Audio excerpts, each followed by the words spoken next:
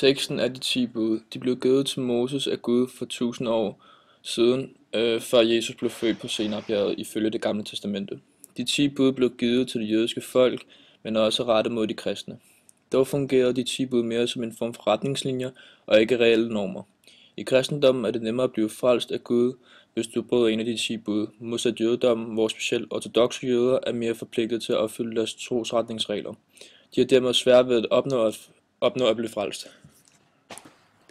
Gud skabte himlen og jorden og havet med alt, hvad det rummer, på 6 dage og hvilede på den 7. Gud ledte jøderne ud af Egypten og overgiver Moses de 10 bud i form af 2 stentavler på Sinai-bjerg.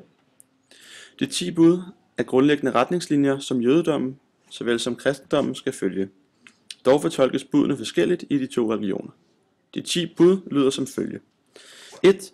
Du må ikke have andre guder end mig. 2. Du må ikke misbruge Herren, din Guds navn. 3.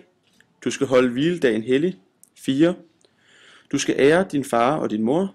5. Du må ikke slå ihjel. 6. Du må ikke bryde ægteskabet. 7. Du må ikke stjæle. 8. Du må ikke sige falsk vidnesbyrd imod din næste. 9. Du må ikke begære din næstes hus. 10. Du må ikke begære din næstes hustru, folk eller fæ, eller noget, der hører din næstes til. Set ud fra et kristent synspunkt ses de 10 bud mere som retningslinjer, der bruges til at skelne mellem, hvad der er moralsk og etisk korrekt at gøre som et kristent menneske.